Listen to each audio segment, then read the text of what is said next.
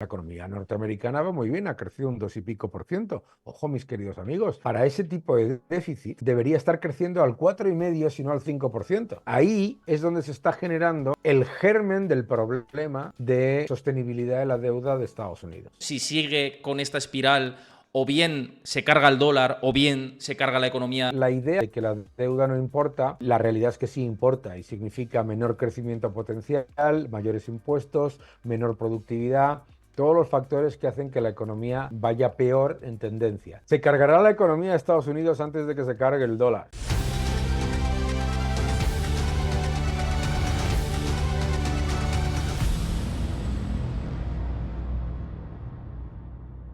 Antes de ver el vídeo al completo, recuerda darle a like, suscríbete a mi canal si te gusta este contenido y déjame tu comentario, que lo estoy esperando. Y como comentaba por aquí con nosotros una vez más, Daniel Lacalle. ¿Qué tal, Dani? Que muchas ganas de charlar contigo y más en un día tan importante antes de la reunión de la Fed y con esta inflación amenazando, ¿no? Ahora comentaremos, ¿no? Pero un placer como siempre estar contigo por aquí.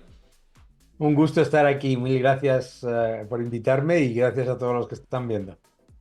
Muchísimas gracias, como decía, bueno, muchos temas de actualidad y el primero, por ponerlo en contexto, tiene que ver con la reunión de la FED. Quería un poco charlar Ujú. contigo sobre estas perspectivas que tenemos de cara a esta próxima reunión, que una vez más acapara, ¿no?, todos los titulares y toda la atención de los economistas, de Wall Street y por supuesto, de este lado del Atlántico, ¿no?, donde estamos en Europa.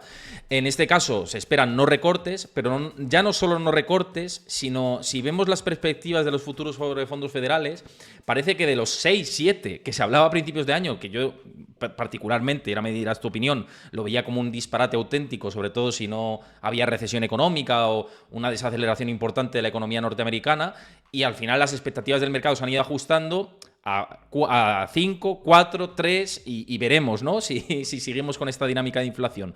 ¿Tú qué esperas de la próxima reunión? ¿Esperas un Powell más agresivo, teniendo en cuenta estos últimos datos de inflación? ¿Más neutral, ¿no?, porque ya ha abierto la posibilidad de bajar tipos, que eso está ahí, está claro, y ya ha dicho que en el segundo semestre seguramente se hará? ¿Qué puedes esperar con el contexto que tenemos? Bueno, yo creo que tú has dicho una parte muy importante, ¿no?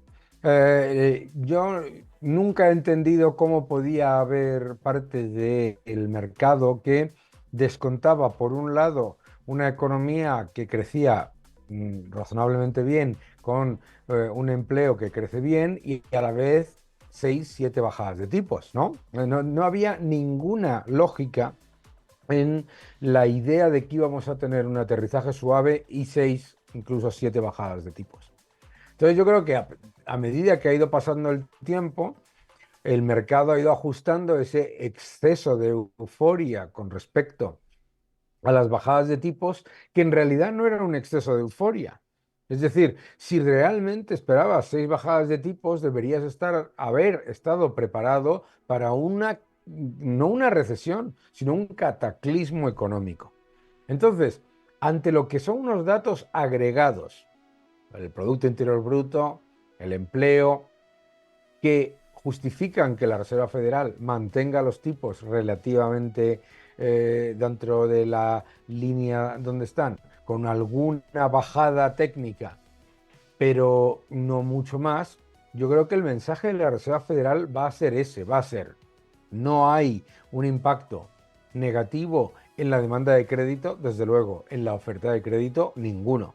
En los indicadores de riesgo que mira la Reserva Federal. Y sin embargo, los indicadores de inflación favoritos de la Reserva Federal indican inflación persistente, como no puede ser de otra manera en una economía en la que el gasto público está disfrazando el Producto Interior Bruto, en la que el déficit es descomunal y el déficit es imprimir dinero.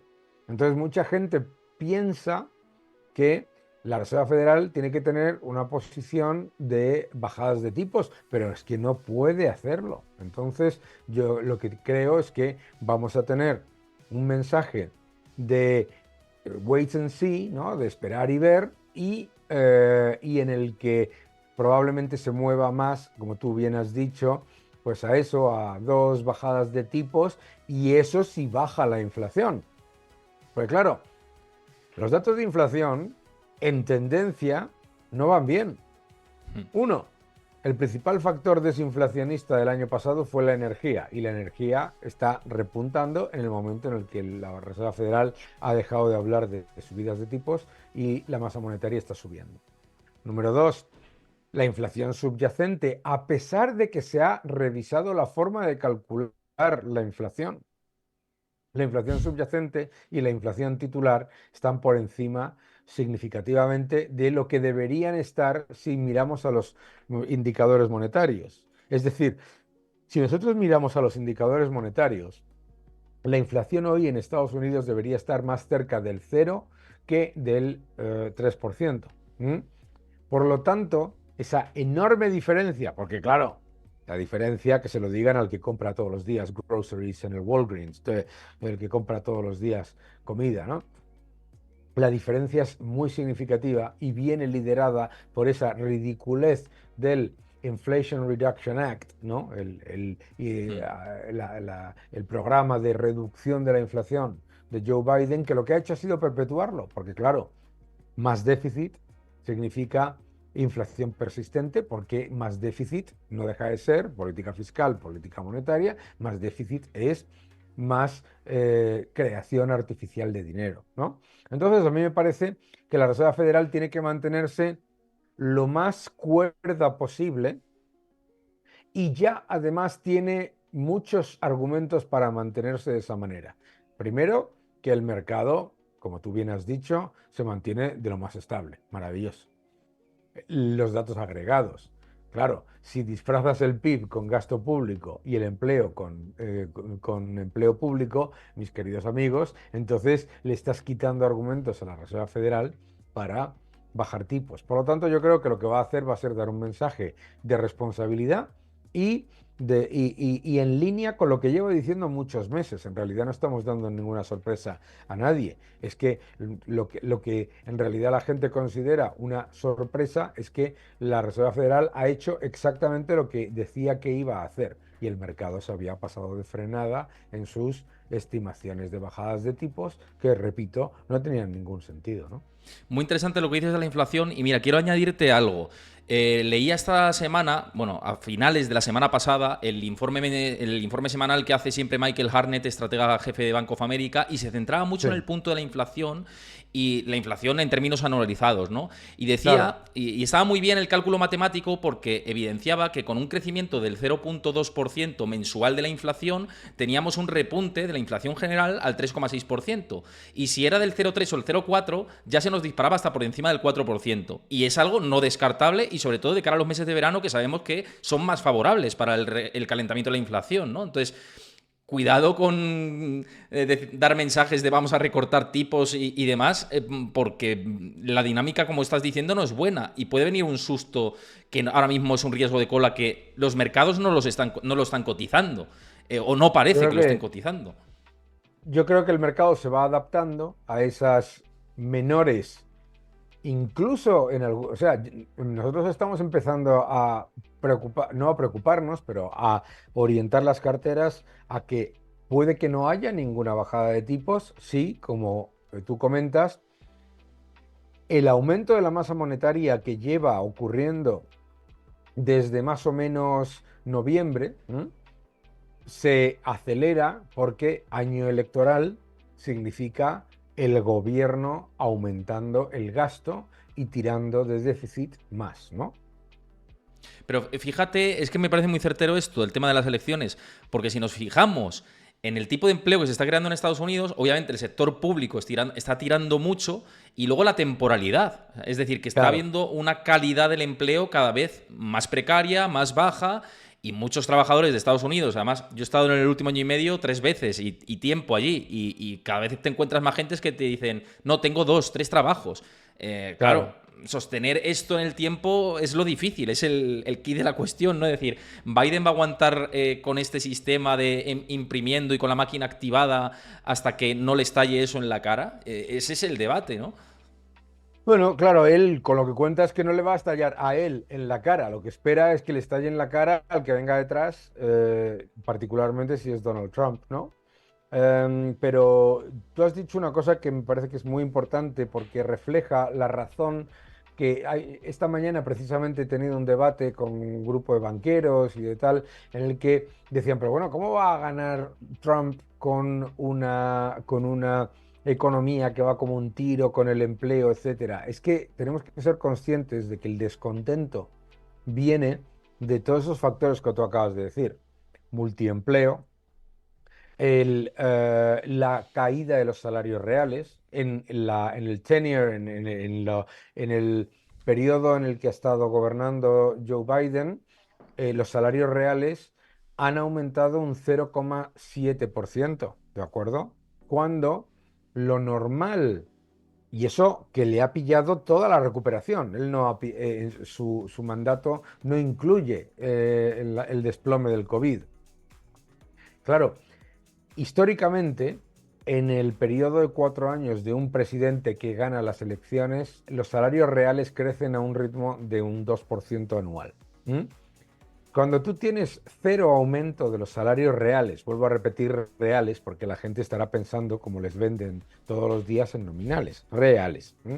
Cuando tú tienes salarios reales que no crecen y los bienes no reemplazables, la gasolina a 3,5 dólares el galón, ¿qué te voy a decir a ti que has estado 3 veces, Mm, ¿no?, en Estados Unidos?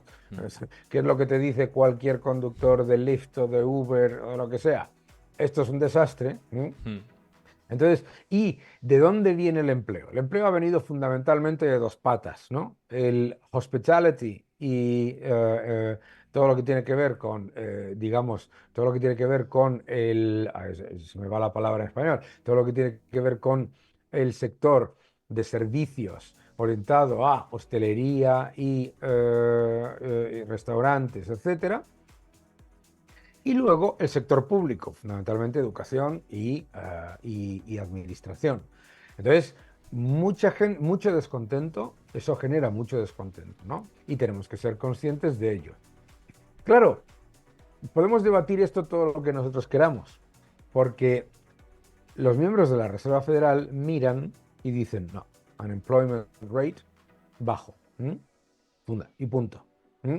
No entran en que la ratio de participación laboral o la ratio de empleo sobre población están por debajo de los niveles previos a la pandemia. Ellos miran ratio de desempleo, el empleo va muy bien y se crean 250.000 puestos de trabajo cada mes. Ya está. ¿Mm?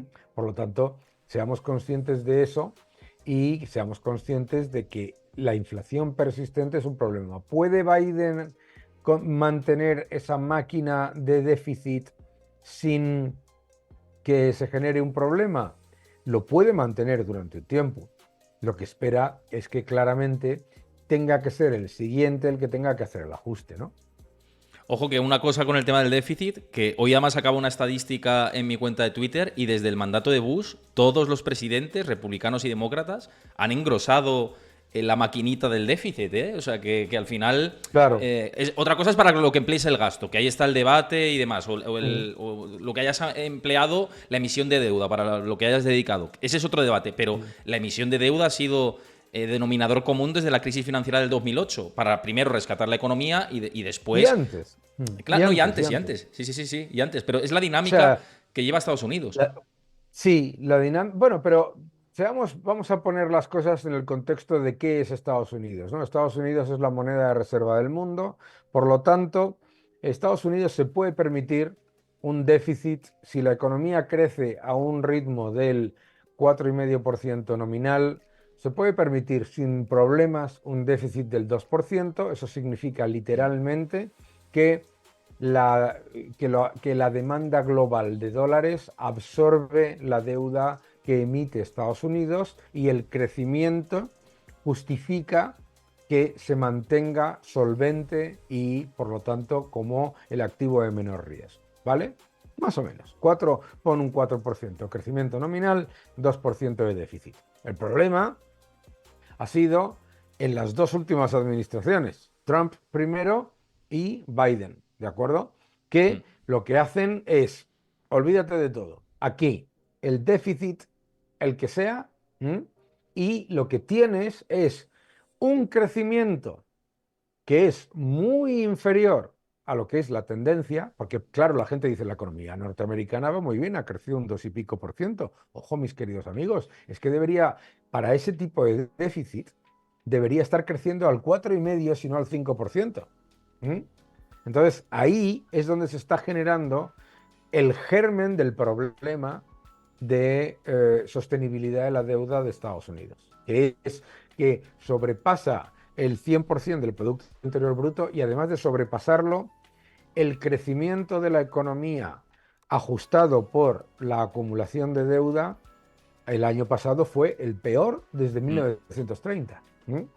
Entonces, ahí es donde empezamos a entrar en dinámica que es más eurozona y más japonesa y menos Estados Unidos. Claro, el otro día hablando con Mick Mulvaney comentaba que lo que está comentando estos días Arthur Laffer también, y estaba comentando diciendo, o sea, lo que se decía que era una locura con Bush, hoy sería Sano. lo que realmente sería un Goldilocks Sí, economy, ¿no? sí, ¿Mm? sí.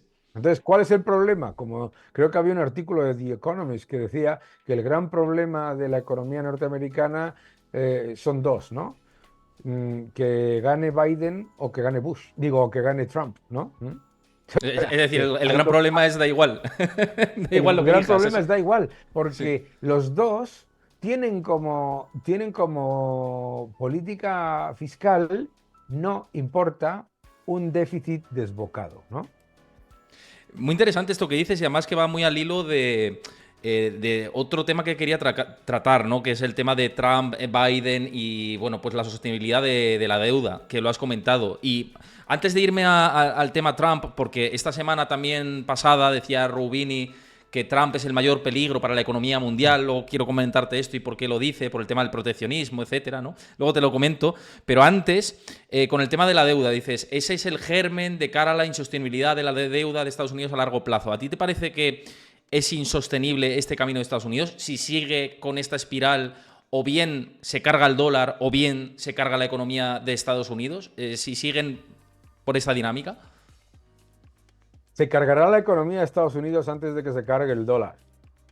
¿Por qué se cargará la economía de Estados Unidos antes de que se cargue el dólar? Porque la idea que nos intenta vender este consenso ridículo, ¿no? De que la deuda no importa, la realidad es que sí importa y significa menor crecimiento potencial, mayores impuestos, menor productividad, todos los factores que hacen que la economía, digamos, vaya peor en tendencia. Pero, ¿por qué no se cargará o por lo menos no tiene visos de cargarse al dólar? Porque el mundo monetario es un mundo relativo, ¿m? Y no hay alternativa, ¿no? Entonces, claro, cuando dices, vale, ¿qué desequilibrios tiene la economía norteamericana con el déficit, etcétera? Sí, sí, mira la de España, mira la de Italia, mira la de Japón, ¿sabes? Es decir, eh, al final, como comentaba yo antes, política fiscal y política monetaria es exactamente lo mismo, son dos caras de la misma moneda, ¿no? Entonces, lo que mantiene al dólar como moneda de reserva del mundo es el hecho de que no tiene alternativa fiduciaria y que no tiene y que además el mundo monetario la política monetaria no es una política de a ver quién gana primero, es una política de a ver quién pierde primero. Y te garantizo que en esta espiral de la deuda no importa, los estados pueden hacer lo que les dé la gana, bla, bla, bla, bla, bla, bla. ¿Por qué sale el dólar ganando? Porque se lleva por delante al yen, que ya está por los ciento y pico, 150, ¿no? Se lleva por delante al euro a largo plazo, se lleva por delante a la lira turca, el otro, el otro, el otro. O sea, el peso chileno, tenemos, si ves la ristra de monedas que están desplomándose con respecto al dólar, lo que demuestra es eso, que lo que está pasando en el mundo es que el mundo se está redolarizando en el mundo fiduciario. Pero por el otro lado, lo que demuestra que todo esto que tú estás diciendo es correcto y que se está mostrando la insostenibilidad de la política fiscal, es que a lo mejor el dólar no te lo cargas con respecto a las monedas fiduciarias, pero resulta que el oro se dispara, resulta que se dispara el Bitcoin. Es decir, que están apareciendo, que están apareciendo las señales de alarma por las alternativas independientes, ¿no? Es decir, que para ti el hecho de que el oro en un momento de tipos reales positivos como el que tenemos actualmente se haya disparado por encima de 2.200, ¿no? Es blanco y en botella, ¿no? Es protección Claro, ante esta situación, ¿no? claro, es la muestra de la destrucción monetaria. O sea, tú dices, pero ¿cómo puedes? Siempre se ha dicho, el oro nunca funciona cuando el bono a 10 años de Estados Unidos te da rentabilidad flat o positiva. Y te resulta que no. ¿Y qué es lo que te está diciendo entonces el oro? Lo que te está diciendo el oro y lo que te está diciendo el mercado y lo que están diciendo los bonos, acuérdate, este año iba a ser el año de los bonos, ¿eh? Bueno, pues el índice de bonos norteamericano, el índice de bonos europeo, están en negativo, ¿no? ¿Qué es lo que te está diciendo? Lo que te está diciendo es destrucción monetaria. Es que lo que te está diciendo es que la situación fiscal es tan insostenible que o significa inflación persistente o significa un problema de crisis de deuda o estancamiento secular. ¿Mm? Y lo más probable es que te pasen la primera y la tercera a la vez y no una crisis de deuda, porque al final el sistema financiero entero tiene un pilar básico, que es que la deuda soberana siempre se refinancia, ¿de acuerdo? Aunque sea a tipos más altos. Pero, entonces, vale, va saltando, pero resulta que el bono a 30 años de Estados Unidos está al 4 y pico por ciento. Y dices, hombre, ya no estamos hablando de perspectivas a corto plazo, estamos hablando de que el mercado está asumiendo una inflación persistente y además ya creciente, ¿no? Vamos a ver. Pero desde luego a mí sí me parece que el mercado lo que hoy refleja es más el riesgo de destrucción monetaria ante la insostenibilidad fiscal que el fin del dólar, que obviamente, pues cuando no hay alternativa fiduciaria, vuelvo a repetir, pues obviamente no tiene visos de ocurrir. De hecho, lo que está ocurriendo desde la época en la que nos decían que viene la desdolarización, acuérdate, lo que hemos visto ha sido redolarización. ¿Mm? No, me reía porque, bueno, no sé quién podía creerse el pitorreo este de la desdolarización, ¿no? Me parecía una Tampoco. auténtica barbaridad y una auténtica locura, pero bueno, era muy titulable, ¿no? El tema de la Mm. desdolarización, daba muchos clics y bueno, pues está claro que eso siempre interesa, pero vamos, las dinámicas no iban por ahí y si nos fijamos en las monedas de reserva del mundo, es que el yuan aparece ahí de casualidad, de momento, ¿no? Está claro que comerá No. terreno, pero ganar al dólar es otra película, ¿eh? Es otra empresa mucho más importante, ¿no? Pero te quería comentar con este telón de fondo que estamos comentando y esta situación en la que el déficit fiscal está impidiendo que se desacelere la economía de Estados Unidos, lo vimos en el 23, lo estamos viendo en el 24. ¿Para ti se sortea con este esquema un aterrizaje suave o forzoso, ¿no? Porque es que lo que estamos viendo es no aterrizaje directamente. Lo hemos visto en el 23 y lo estamos viendo en el 24. Para ti es soft landing, vamos, o no landing, o cuidadito que estamos haciendo que esto se haga muy grande y es que en cualquier momento puede petar, ¿no? Por decirlo de una manera gruesa, la economía de Estados Unidos, teniendo en cuenta la dinámica que estamos teniendo, que es lo que estábamos comentando antes. Claro, tú imagínate que mañana el gobierno tuviese que reducir el déficit al 2% del Producto Interior Bruto. Ojo, que sigue siendo déficit, ¿de acuerdo? Al 2% del Producto Interior Bruto. Estados Unidos tiene un año de contracción del Producto Interior Bruto, ¿vale? Entonces, lo que tenemos que ser conscientes es de que esto que ahora se está creando como una narrativa, ¿no? De que disfrazar el Producto Interior Bruto vía aumento masivo del déficit y del gasto público es un éxito. Siempre conlleva riesgos a futuro. Y los riesgos son, desde luego, muchos más impuestos a futuro, inflación persistente, menor crecimiento potencial y menor productividad. Entonces yo pues diría que cuanto más se retrasa el aterrizaje, peor es el aterrizaje, ¿no? Y voy a hacer un símil aéreo, ¿no? si tú aceleras cuando te estás acercando a la pista, ¿de acuerdo? Te matas. Claro, y lo que están haciendo literalmente es intentar aterrizar acelerando. Y eso es un gran problema. Y es un gran problema. Claro, la gente dice, oye, claro, es que fíjate lo que dice Rubini, fíjate lo que dice Peter Schiff, fíjate lo que dice cualquiera. Y dice, bueno, pero es que no se cumple. Hombre, ¿cómo se va a cumplir este año? ¿Sabes? Si inyectas 2 billones de dólares en la economía vía gasto público y no sacas medio billón, es que eres un inútil, ¿sabes? ¿No?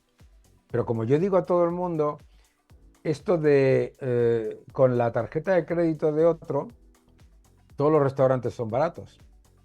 Y si no nos damos cuenta de que de lo que se está generando es un problema mayor, cuanto más se tarde en reducir esos desequilibrios, peor es el problema, ¿no?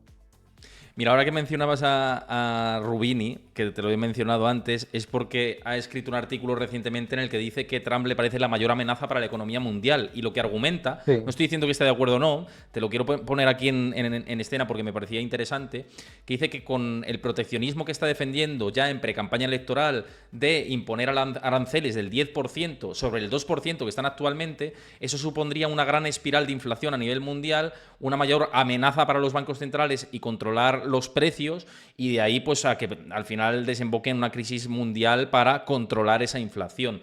No sé qué te parece esta teoría un poquito, ya sabemos que es Doctor Doom, Rubini, ¿no? Es conocido por anticipar catástrofes, ¿no? En 2008 entre ellas, ¿no?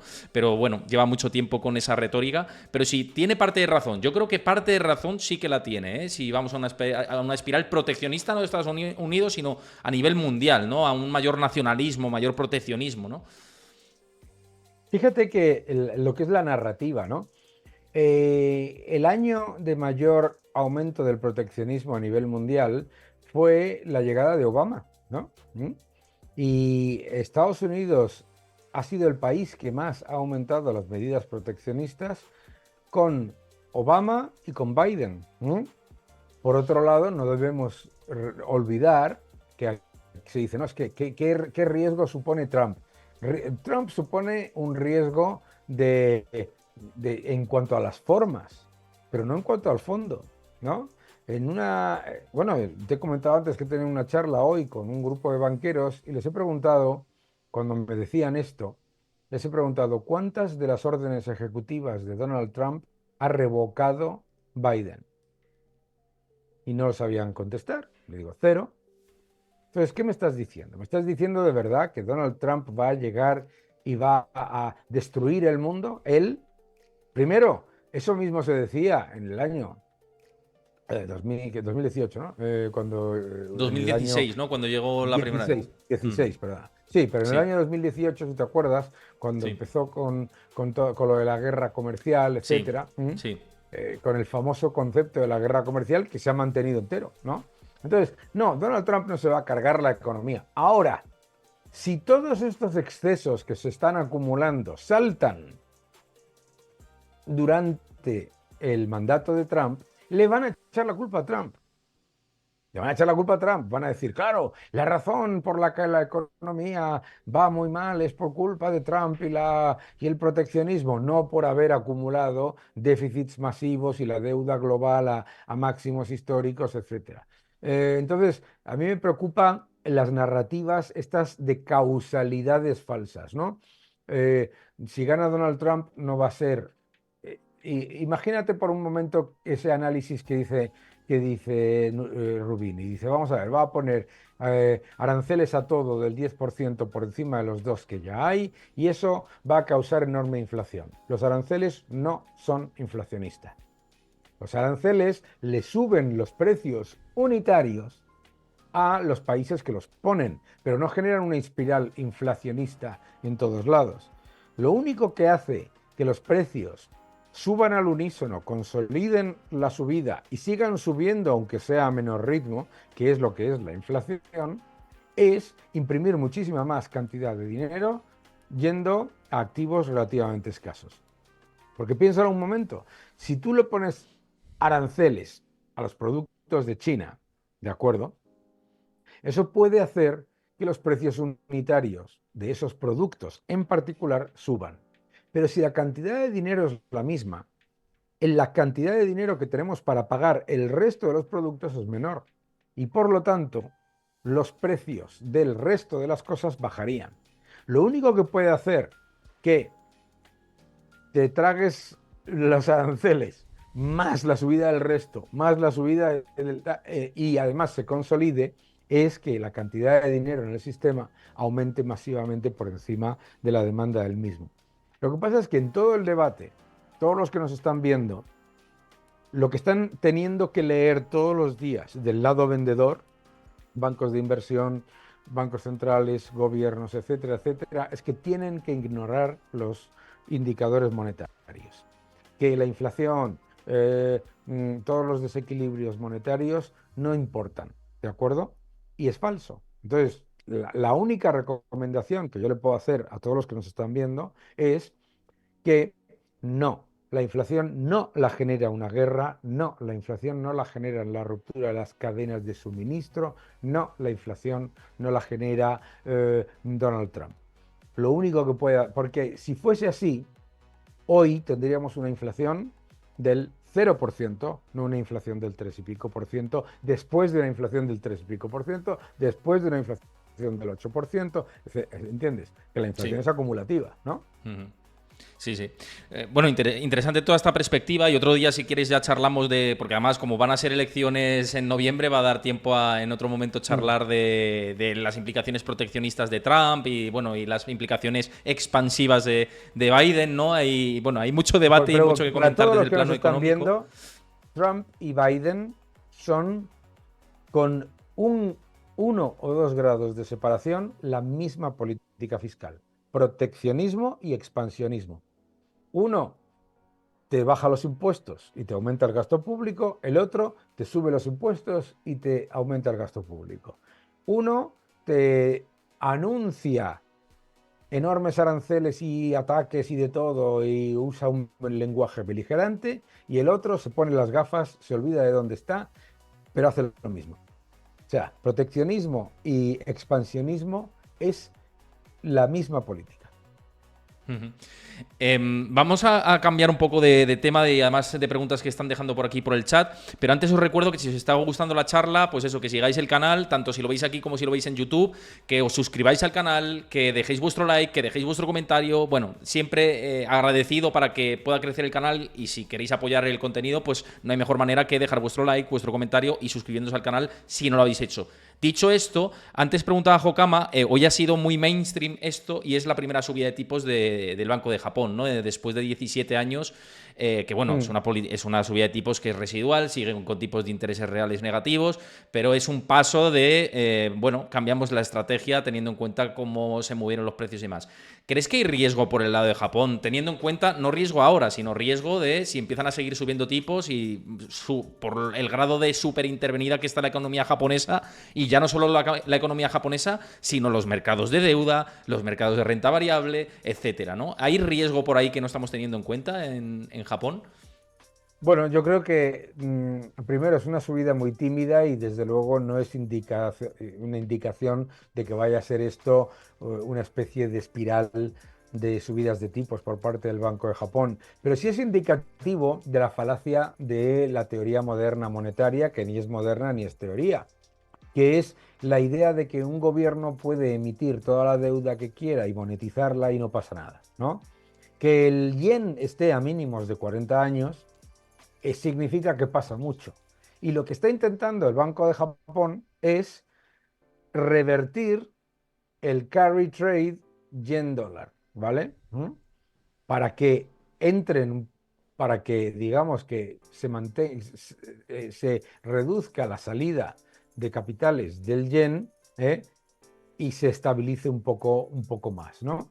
Y por lo tanto, es muy probable que mantenga una política que siendo muy laxa, sea a la vez, bueno, pues intente defender en algo al yen. Yo creo que va a ser complicado, pero mm, sí que por ahí pueden venir sorpresas, porque claro, parte de la euforia en algunos de los activos, particularmente de renta fija, que han sido más burbujeros, ha venido precisamente por una fortísima compra desde Japón. ¿Mm?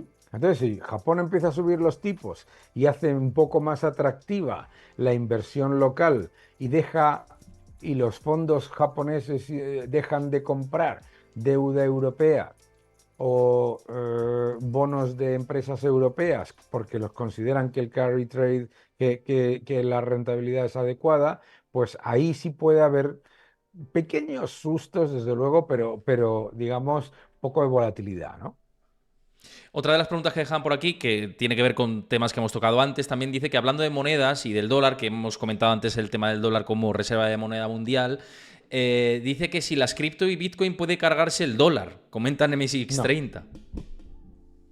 No, primero, las criptomonedas, la inmensa mayoría van a desaparecer, ¿no? Bitcoin ya está separándose, ¿no? Tenéis aquí detrás un libro estupendo de Hayek que se llama Choice in Currency, ¿no? Elección de moneda para acabar con la inflación. Y lo que muestra antes, un libro escrito, por otro lado, antes de que existiese Internet y, por supuesto, Bitcoin, que si los gobiernos pierden el control de las monedas fiduciarias, que es lo que estamos viendo, lo más probable es que se creen monedas independientes para garantizar la reserva de valor. Entonces, y de esas, la mayoría desaparecerán y algunas ganarán y se convertirán en monedas, es decir, reserva de valor, unidad de medida y método de pago generalmente aceptado. Mi opinión es que las monedas fiduciarias y Bitcoin y las criptomonedas que sobrevivan van a coexistir. Van a coexistir porque van a funcionar en universos diferentes, ¿de acuerdo? Pero es imposible que Bitcoin desplace al dólar por una sencilla razón. El gran talón de Aquiles de Bitcoin es que la liquidez del Bitcoin es el dólar. Entonces, solamente con que la Reserva Federal sople y suba los tipos, el Bitcoin se desploma. ¿Mm? Claro, entonces lo más importante para el Bitcoin es generar su propia liquidez y crear su propio universo, igual que lo ha creado el dólar, ¿no? Entonces, yo creo que son temas paralelos. También pregunta, mira, por aquí Carga, otra cuestión, que como estamos respondiendo a sus preguntas, luego te quiero preguntar un tema que se me ha quedado en el tintero y que es interesante, que tiene relación con los mercados. No me quiero olvidar de los mercados, que muchos de vosotros estáis aquí también porque invertís en bolsa y os interesa el Claro, comportamiento de los mercados. Pero mira, Carga pregunta, Daniel, ¿existe la posibilidad de que la desinversión de la curva de tipo se produzca por la parte larga? sí, sí existe la posibilidad. Es complicado, ¿de acuerdo? Pero sí existe la posibilidad si de repente pasamos de una percepción de inflación persistente y, digamos, una economía que va, aunque podamos decir que esté dopada, lo que quieras, que está, digamos, suave, a que nos metamos en un proceso de estanflación. Ujú. Entonces eso puede pasar. Am, Incluso puede pasar también, no solamente si entramos en un proceso de estanflación, sino en un proceso de deflación. Es decir, que la locura en la que estamos metidos ahora, lo que lleve posteriormente es a un proceso deflacionario. Puede ocurrir. No estoy seguro de que... lo que sí estoy seguro es que los bancos centrales van a hacer todo lo posible por eso que llaman gestionar la curva, ¿no? Sí, no, yo creo que ahí va a tener un tema importante, ¿no? Y bueno, por un poco acotar todo esto, la curva se puede desinvertir desde la parte larga y desde la parte corta y tiene implicaciones diferentes, ¿no? Podéis ahí echarle un Claro. ojo hay muchos libros de historia y de política monetaria que se les puede echar un ojo y que te hablan de estos conceptos de una forma incluso algunos muy didáctica. Así que yo recomiendo que para formaros le vayáis echando un ojo a ello, ¿no? Que siempre se dice que no, cuando la desinversión de la curva de tipo se produce es cuando viene la recesión. Bueno, dependiendo un poco, Ya. hay veces que llega antes, depende de cómo se desinvierta. O sea, no es Es matemático esto. importante, es importante entender que hay una diferencia paradigmática que empieza con no con los quantitative easing de la Fed, sino con la política precisamente del Banco de Japón. Y es que la desinversión de la curva, o sea, cuando la curva está invertida no necesariamente te indica recesión, sino que te puede estar indicando que el mercado espera fuertes inyecciones por parte del Banco Central, ¿no? Y lo mismo ocurre al revés, ¿no? Que la positivación de la curva no necesariamente te está indicando un entorno de fortalecimiento del crecimiento, etcétera, sino, ojo, sin un entorno de esta inflación, ¿no? Ujú. Por eso no hay matices ahí importantes que siempre hay que tener en cuenta.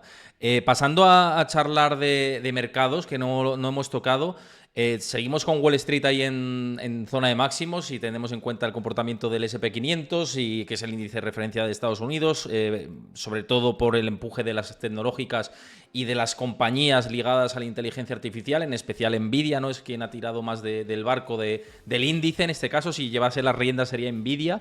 Y he visto esta semana unos gráficos que me han llamado poderosamente la atención y quería comentar contigo un poco cómo lo ves, ¿no? Porque he visto que las acciones de Momentum estaban en niveles máximos desde el crash del 29 y también el nivel de concentración en grandes capitalizadas había superado el rally famoso hasta el año 32. Entonces, yo digo, bueno, es que la tendencia es claramente alcista, yo estoy subido a ese barco a nivel inversor particular y disclaimer, no es recomendación, sino que a nivel inversor particular tengo exposición a renta variable norteamericana y la he compartido con la audiencia muchas veces y soy favorable, pero luego tienes estas señales de exuberancia, cierta euforia, este tipo de compañías apuntando en esa dirección. No sé si a ti te da un poquito hay que bajar un poco el pistón. Sí. Llevamos muchos meses seguidos, 4, casi 5, subiendo de manera consecutiva. Es verdad que hay mucha liquidez en el mercado, pero se está drenando vía la facilidad del repo inverso.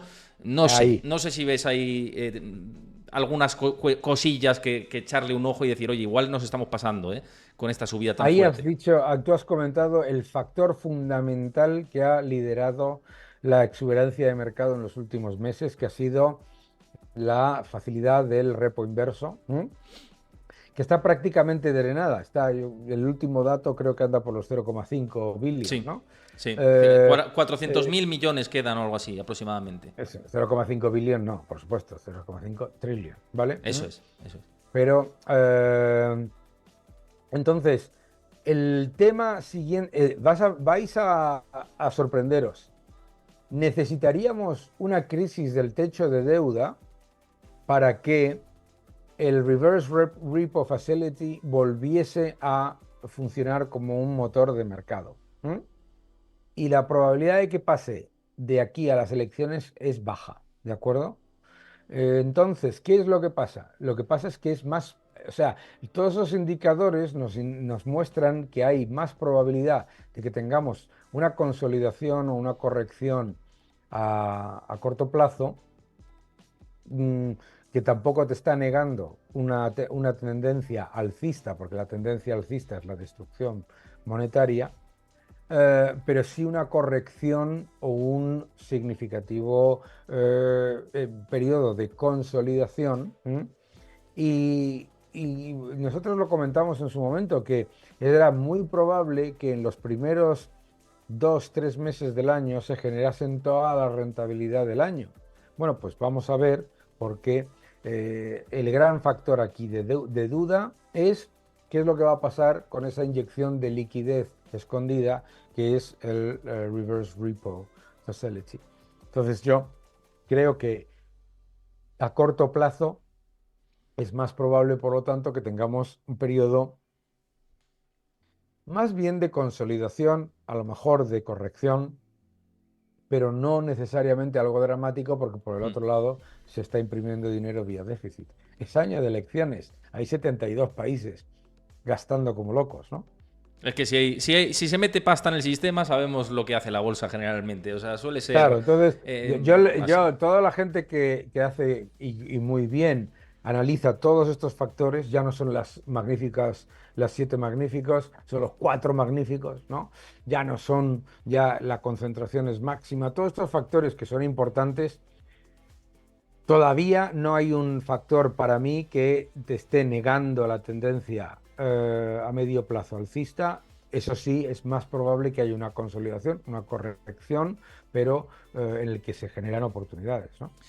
Otra cosa importante es que este mes se ha acabado ya la famosa ventanilla de descuento por parte de la Fed para la banca regional, y ver cómo pueden tener acceso a esa liquidez muchos bancos pequeñitos de Estados Unidos que quizá tengan problemas con sus balances. No sé si de cara al siguiente trimestre, porque todavía quizás es pronto para verlo, pero si de cara al próximo trimestre puede empezar a haber más problemas con bancos, más concentración bancaria en Estados Unidos, si la Fed actuará de nuevo, sabiendo precisamente el componente electoral que hay de por medio, aunque la Fed no debería, ¿no?, responder a intereses políticos.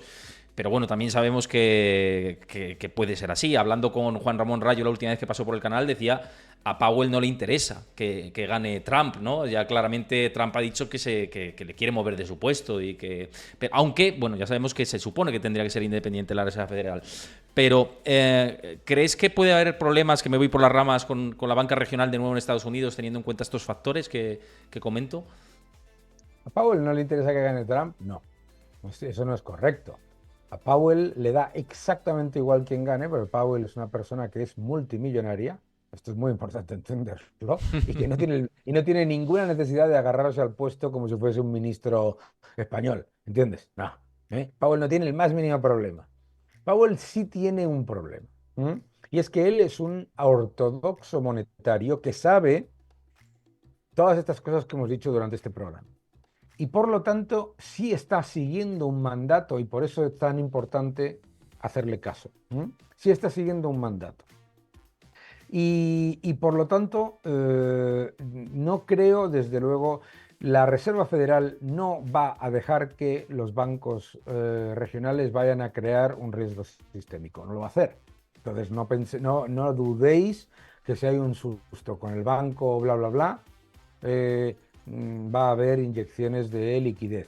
Pero entonces tienes que ser consciente de que la probabilidad de que bajen los tipos vuelve a reducirse, ¿entiendes? Mm. ¿Sabes? O sea, la Reserva Federal ahora mismo solamente tiene una herramienta de política monetaria, que son los tipos. Porque la de la liquidez, es verdad que se está reduciendo su balance, pero es que por el otro lado está inyectando liquidez por aquí, está haciendo, ¿sabes?, por la puerta de atrás, ¿no? Sí, porque Entonces, Yellen y Powell no se sientan. Debe ser que no se miran ni a la cara, ¿no? Porque Yellen por un lado emitiendo deuda y Powell por otro lado, lo que dices tú, drenando el balance. Entonces así es imposible. claro, entonces, no, entonces, claro, el mercado está asumiendo correctamente que toda esa acumulación de deuda y de déficit va a terminar en una política mucho más laxa por parte del Banco Central. Por lo tanto, el mercado, lógicamente, tiene un sesgo alcista porque sabe que si salta un susto con los bancos regionales va a inyectar liquidez, y lo va a hacer, y sabe que su única arma son los tipos de interés. Por lo tanto, ¿cuál es nuestra debilidad como inversores?